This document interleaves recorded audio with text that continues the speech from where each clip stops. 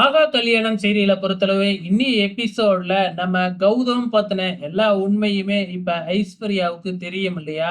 இருந்தாலும் ஐஸ்வர்யா அத எல்லாமே மறைச்சுக்கிட்டு மறுபடியும் வந்து பாத்தீங்கன்னா, கௌதம நம்புற மாதிரியே ஆக்டிங் குடுத்துக்கிட்டு இருக்காங்க. சோ எல்லா உண்மையும் ஆதாரத்தோட நிரூபிச்சுட்டு அதுக்கப்புறம் உன்னைய வச்சுக்கிறேன் அப்படிங்கிற மாதிரி ஐஸ்வர்யா முடிவு எடுத்திருக்காங்களாட்டுக்கு.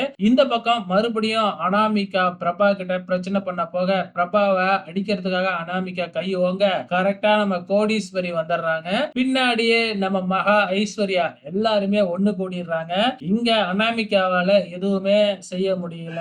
இதுக்கப்புறம் அங்க வர்ற நம்ம சித்ரா தேவி அனாமிகாவை தள்ளி அழைச்சிட்டு போய் இப்ப நாம இருக்கிற நிலைமையில இதெல்லாம் தேவையா அப்படிங்கிற மாதிரி அட்வைஸ் பண்ணிக்கிட்டு இருக்காங்க. இந்த பக்கம் நம்ம விஜயும் நம்ம சூர்யாவும் டிஸ்கஸ் பண்ணிக்கிட்டு இருக்காங்க.